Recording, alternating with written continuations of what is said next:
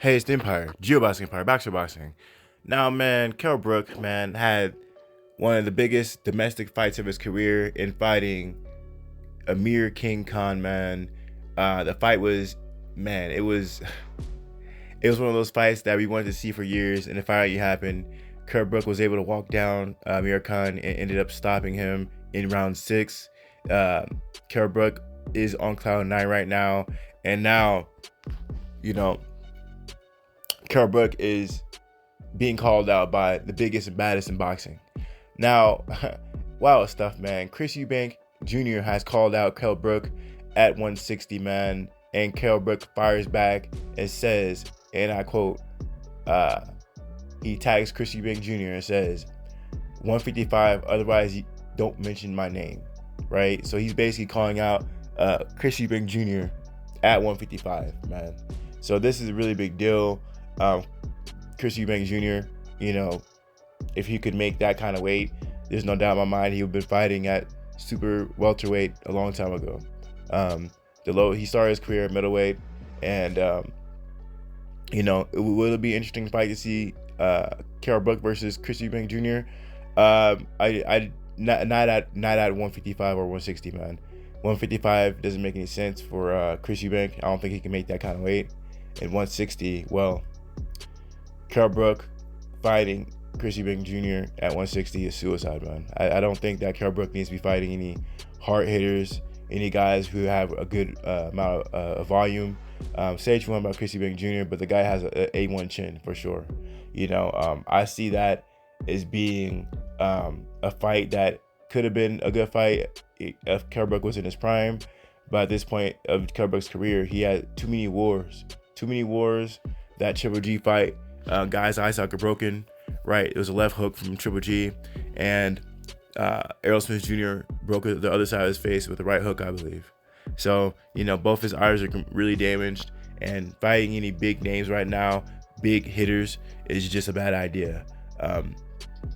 You know, I personally believe that Kell Brook really can't fight any top contenders or world champions at 147 or 154 anymore. We are seeing Kell Brook just get stopped by Terrence Bud Crawford. We all know what happened with Kell Brook fought Errol Spence. You know, those are 2 L's from the welterweight world champions that are still currently the world champions today. So a bigger, stronger fighter in someone like even a Jamel Charlo at 154, you know, that's just more damage that Kell Brook doesn't need. So while it sounds great, at the same time, you know, Kell Brook, what he needs to do is take a page out of David Benavidez' book and bring up a smaller fighter, right? David Benavidez is fighting David Lemieux. He's bringing him up from 160 to 168, right? David Lemieux actually started his career at 154, so this is his 3rd division, right? So Kell Brook needs to bring up smaller fighters. He's already a big name. I think a Victor Postal would be good for him. Bring Victor Postal up in weight. Maybe even a Mikey Garcia, bring him up in weight. I think these are fights that Kell Brook needs to be in and have it more of a skill-based fight than an actual war. You know, Kell Brook, we already seen him fight the best of the best. We already seen him fight Terrence Crawford, the Errol Spence Jr.'s, the Triple G's. At this point, you know, he doesn't need to be in wars because he came up short once, and these guys are still reigning and defending champions as we speak. You know, the fact that Kell Brook will actually do it again and, you know, dethrone any of these guys, highly unlikely. Kell Brook just needs money fights right now, big name fights. You know, there's a reason why Derek Chisora is still a big name in the UK with, you know, double-digit losses. It's because he's a big name, and whoever he fights, you know, people are going to watch regardless. You know, there's a reason why former WBO champion Joseph Parker, when he fought Derek Chisora, you know, Derek Chisora was the A side, and he got paid more. You know, that's big facts. So Kell Brook at this point in his career, you know, this is the win that really gave him legitimacy and gave him credibility again, you know, after those losing streaks by Triple G and Errol Spence Jr. and then most recently Terrence Bud Crawford. So, you know, that being said, Chris Eubank Jr., man, he slept on, man. He's been getting trained by Roy Jones Jr., and he's looked great his last fight. Dropped the guy 2 times with a jab and was just dominating the guy. And he was doing it from the outside. He didn't usually do that Chris Eubank Jr. style when he's fighting guys in the inside, and he's throwing combinations in the inside, and it looks real, wild, like some rodeo type stuff.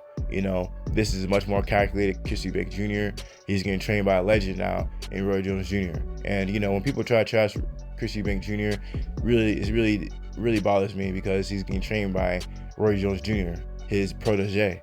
People really need to respect Chris Eubank Jr. just because who he's getting trained by. You can count on one hand how many fighters Roy Jones Jr. really trained. Showing up for one training camp is different than really training with Roy Jones Jr. And understand that Chris Eubank Sr., he was in his prime when Roy Jones Jr. was in his prime, right? These are facts. So Chris Eubank Sr. really had to most likely beg Roy Jones Jr. to have him train his son. He had to have that conversation.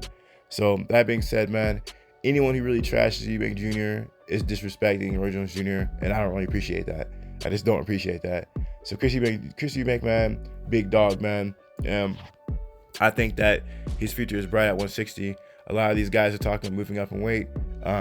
Demetrius Andrade is talking about going up to 168 to fight David Benavidez. So that being said, if Chris Eubank Jr. were to fight Jaime Munguia, that would be a phenomenal fight. Jaime Munguia, passed out. He dropped from trying to make weight, right? He got the dub, he got the win from his last opponent, right? But he's over here struggling to make weight at 160. I think Chris Eubank Jr., if he were to push Munguia, I think he can win that fight, especially being trained by Roy Jones Jr. At this point in his career, I think Chris Eubank Jr. has actually improved. He's actually a better fighter than what Billy Dos Santos fought him back in the day. He's actually an improving fighter. So, Chris Eubank is very dangerous right now. He's taken some L's, but he's learned along the way, and he's been training with the biggest and baddest and most iconic fighters boxing has ever seen in Roy Jones Jr. So, that being said, man, Kell Brook, his options are wide open. People are calling him up from all the, Chris Eubank Jr. used to fight 168. I understand that's a big deal. You got guys calling him up, calling out Kell Brook 3 weight classes above him, right? Kell Brook's fought at 147, and he's never fought past, he's never fought at 154, at least for a title, at least. He's never even tried, right? So 154, 160, 168, that's 3 more weight divisions above people are calling him out. That's how big of a deal he is. So, I'm glad that Kell Brook got this dub, but that's nothing I want to see. Kell Brook, the writing will be on the wall if he fought Chris Eubank Jr. Like I said earlier, at this fight, I don't think Chris Eubank Jr. can make 155. But, if he did, that would be interesting, because that would be a Chris Eubank Jr. who I never seen him fight that low before. But in my opinion, Chris Eubank Jr. will demolish Kell Brook. Maybe in his prime it would have been a good fight, but at this point in Kell Brook's career, he needs money. We all know he can fight the best. There's no reason to put him in with a middleweight. If he can't handle the power of these welterweights, what is Chris Eubank Jr. going to do to him? And let's be honest, Chris Eubank Jr. has to at least hit somewhere near in the ballpark of a Terrence Crawford or Errol Spence Jr., right? There's no doubt about it that Chris Eubank Jr. can hit that hard, if not harder. And I'm selling Chris Eubank Jr. short. I really am. So we're going to see what Kell Brook goes from here, man. That win was phenomenal for him. I want to see him win. I want to see him keep doing his thing. I don't know, man. Maybe he could fight some Commonwealth guys over there. One of those undefeated, Commonwealth fighters who haven't really proved themselves yet. Maybe they can try to fight Kell Brook and get some of that chocolate brownie. Anyway, let me know how you guys feel about it, though. Like, comment, subscribe. This is the Empire. GeoBasket Empire. Peace.